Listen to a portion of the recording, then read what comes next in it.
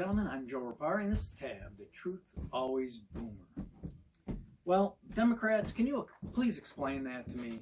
The more I listen to and watch the Democrats, the more confused I get. I have no idea what their platform is, what they're all about, what they're doing, what they expect to gain from all this nonsense. So Democrats, please explain that to me, will you? Let's pull the tab on that and see what happens.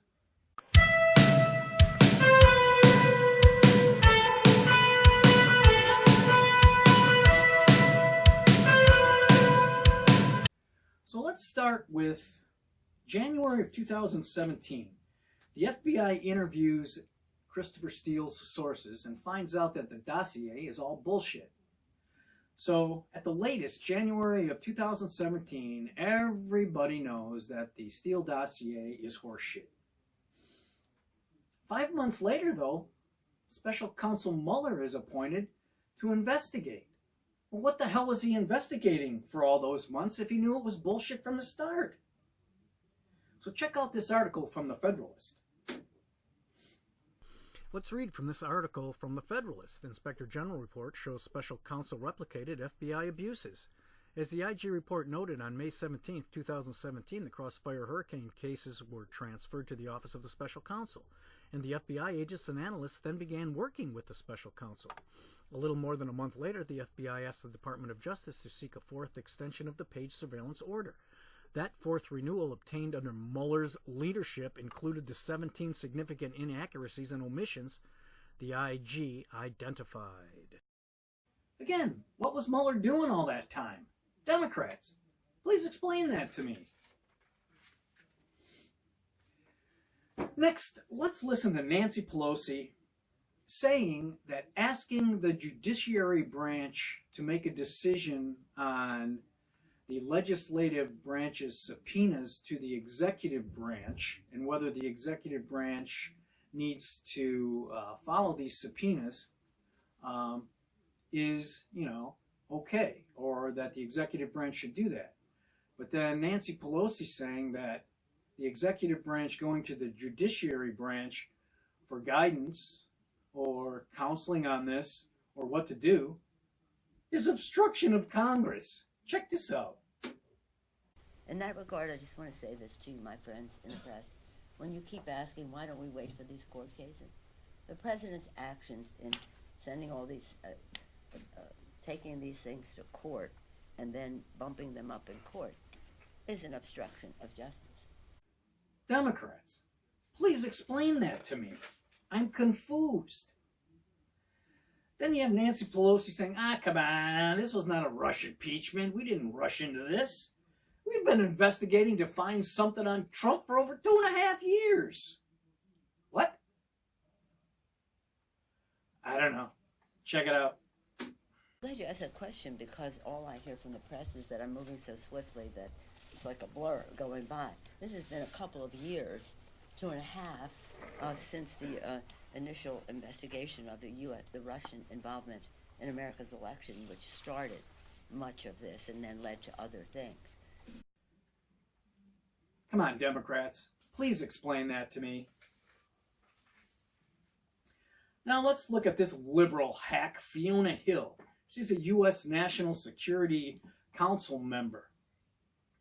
And she specializes in Russian and European affairs. She basically has no clue what she's doing over there in Ukraine. She doesn't know who Alexandra Chalupa is, Nellie Orr, Bruce Orr, Glenn Simpson, who paid for the Christopher Steele's dossier, who Fusion GPS is, who Perkins Coie is, or what Perkins Coie is, that Hillary and the DNC paid for the dossier. She's a totally clueless government bureaucrat. What the hell is she doing? She has no idea. What money was she earning? Check it out.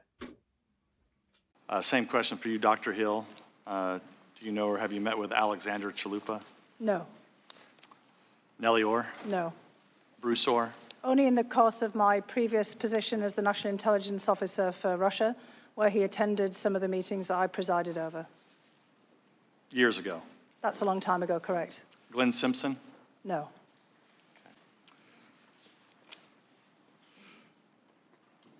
You stated in your deposition that a colleague had showed you the Steele dossier before it was published. Who was that colleague? That was one of my colleagues at the Brookings Institution. And who was that? That was the Brookings Institution President Strobe Talbot, who had been sent a copy of this.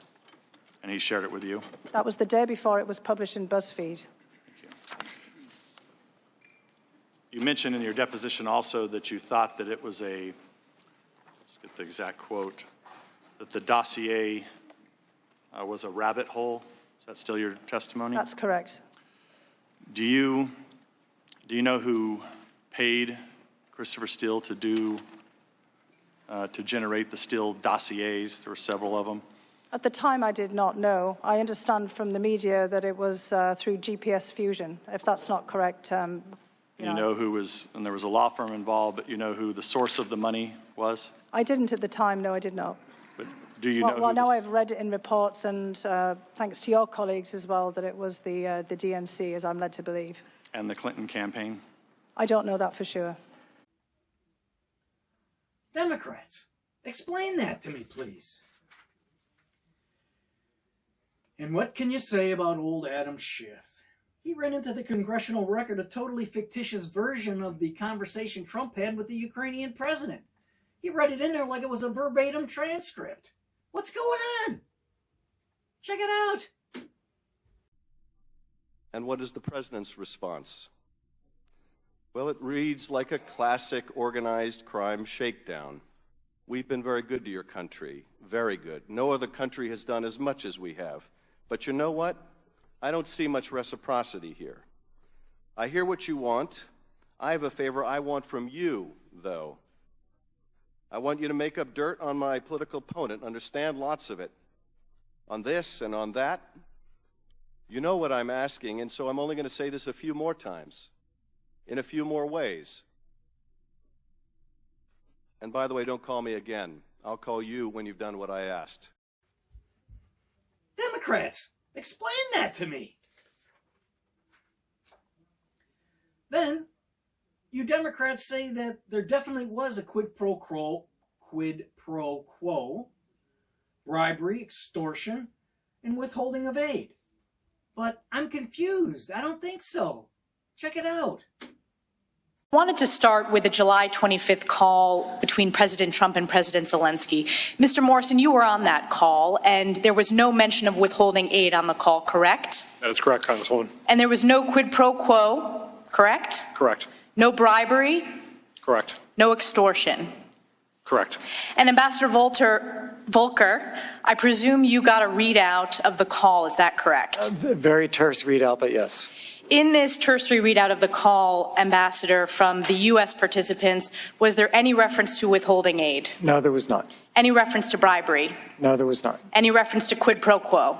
No, there was not. Any reference to extortion? No, there was not. And I presume you also got feedback from your Ukrainian counterparts as to how the call went. Did they mention the withholding of aid?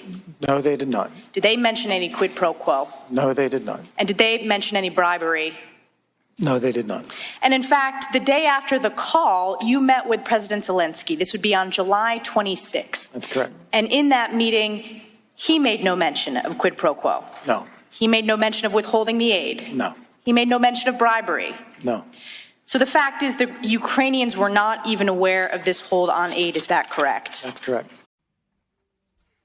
Democrats, please explain that to me. What's going on? Where are we? What's going on? Now, let's look at this Democratic hack and liberal activist, Jake Tapper, posing as a journalist. He's trying to convince us that there was a quid pro quo and that Adam Schiff said it was one of the most important moments from the hearing. Watch this. I want you to take a listen to what Ambassador Sondland said on Wednesday about his view of the existence of a quid pro quo. I know that members of this committee frequently frame these complicated issues in the form of a simple question. Was there a quid pro quo? As I testified previously, with regard to the requested White House call and the White House meeting, the answer is yes. Chairman Schiff just said that's one of the most important moments from the hearing, Sondland saying that there was an explicit quid pro quo. What's your response? Well, what's my take on that, old Jakey boy? Well, my take is this clip that you conveniently left out of your report. Check this out. Is it correct? No one on this planet told you that Donald Trump was tying this aid to the investigations? Because if your answer is yes, then the chairman's wrong and the headline on CNN is wrong. No one on this planet told you that President Trump was tying aid to investigations. Yes or no? Yes. So, you really have no testimony today that ties President Trump to a scheme to withhold aid from Ukraine in exchange for these investigations. Democrats, where are we? What's going on? Please explain that to me, will you? Please, I want to know. What are you doing? Then, I like Tulsi Gabbard, but I have no idea what she's talking about or what her platform was or is as she's running for president. Is she still running? I don't even know. Like, bring people together in this country. Bring about positive change. Bring about a new era of opportunity. Respect and equality for all Americans. Check it out. I'm running for president, and I believe that we can remove him from office at the ballot box. We can defeat him at the election in 2020 so that we can bring people together in this country and actually bring about that positive change, usher in that new era of opportunity and respect and equality for all Americans. That's what I'm working towards. So basically she's saying none of this exists now? There's no opportunities in this country for anyone? The country is not changing in a positive way. I think it's changing in a lot of positive ways. People are respected and there's opportunities and equality for everybody. We've got the lowest unemployment ever for women, minorities, blacks, Hispanics, Asians. Come on, Democrats, what's going on? Middle class and lower income wages are up. People have more money in their pocket. Jobs are plentiful. We're energy independent. What are you talking about? Where are we? What are we doing?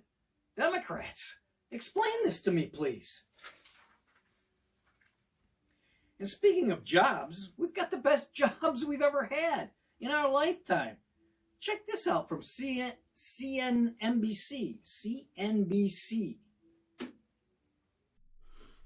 From CNBC, Kramer, like or hate Trump, these are the best numbers of our lives on jobs. CNBC's Jim Cramer says no matter your view on President Trump, there's no denying we're living in the best labor market in more than a generation. This is the best number I've ever seen in my life, says Cramer, 64. Zeroing in on the 3.5% unemployment rate in November, Cramer says 50 years ago that number was a curse. Now it's a blessing. Pretty awesome, huh? Democrats, explain that to me. And now we have a new Democratic narrative. Their new hoax. The Russians, or Trump was colluding with the Russians to get info on Hunter Biden to help Trump and the impeachment by having Russia investigate Burisma. Trump conveyed a message to Putin to investigate Burisma to get dirt on Hunter Biden. This is their new narrative now. Seriously, Democrats? Check it out. Top-line reaction to this new report from the New York Times this evening, that just as the impeachment investigation was starting up in November, Russian hackers from the GRU reportedly started targeting Burisma, the Ukrainian energy company whose board Hunter Biden served on. This is the company that President Trump wanted investigations about, that he thought he could use against Biden in the campaign. What's your reaction to this new report? In the midst of another hacking and potentially another dumping operation designed to influence another election in Donald Trump's favor. It is clear, if that's the case, that once again they have a favorite. They don't want Joe Biden, it would appear, from this target. And this would help Donald Trump. And I think the other thing that's apparent from this, if this reporting is correct, is the message that Vladimir Putin has gotten is not to stay out of American elections, but you're welcome to get involved in American elections as long as it helps Donald Trump. That seems to be the message that President Trump has conveyed, and at least the message that Vladimir Putin has received. Yep, Trump did it. It's all Trump's fault. Trump did it. Yep, Trump's fault. Trump did it. Yep, this is their new narrative. This is their new hoax, so keep track of that one. Democrats, please explain that to me. What are you doing? And lastly, what about this asshole? He's a campaign organizer in Iowa for Bernie Sanders. Check this chucklehead out. It's a directive for Bernie that we can't attack Warren. I think it's also fair to point out that when we were in Moscow, for example, people here also were extremely impressed by their public transportation system. Meet Kyle Jurek, a field organizer in Iowa for presidential candidate Bernie Sanders. Jurek says cities are going to burn if Trump gets reelected. These are worrisome words from someone who works for a man running to be president of the United States. Now, the evidence shows Kyle Jurek has been in politics since 2018, when, according to these FEC records, Jurek was paid $500 while working for the Democratic Senate Campaign Committee. The FEC records also show he has worked for the Sanders campaign for over 6 months. And so far, Jurek has earned nearly $11,000. Yeah, they seem emboldened. They have been emboldened by Trump and all that rhetoric. But they are scared and senseless of anti-fascists. Even the ones that are kind of the right-wing people. The only thing that works, the only thing that fascists understand is violence. So the only way that you can confront them is with violence. So if Trump gets reelected, what? And cities burn.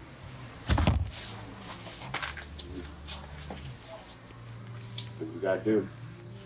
Yeah, I mean, we don't have a lot of time left. We have to save human civilization. And obviously, Trump don't give two about making sure that the world doesn't burn. Bernie doesn't get the nomination, or it goes to the second round at the DNC convention, Milwaukee will burn. Now, this guy's not a low-level volunteer. He's a campaign organizer. He's not some low-level drunk volunteer just spouting shit. No, he's a campaign organizer. This guy's not an outlier. This is a Bernie bro, man. These are Bernie's people. These are the kind of people that support Bernie. This is what Bernie and his people are all about. This fucking soy boy. This guy's clueless, man. With his beard and his arm waving and his smoking dope and spouting all this Marxist horse shit and violence. Yeah! Go Bernie! Democrats! Please explain that to me. What's going on? What are you doing? Well, folks, I don't know. You can be any kind of person you want. You can vote for whoever you want. You can do whatever you want. But I do know one thing. The Republicans may not have all the answers to all your problems, but all your problems are caused by the Democrats. So if you want to be a lying person, a dishonest person, an unprincipled person, an immoral person, a racist person by supporting identity politics, and be clueless, or be a clueless person about what the real reality is in this country, please, by all means, go follow the Democrats. Well, that's it for this video. Give it a like, give it a thumbs up, subscribe, hit the notification bell, and leave a comment. And remember, if we're not willing to fight for the truth, we substitute expediency and falsehood for true knowledge. Well, that's it for now. Take care, and as always, be safe.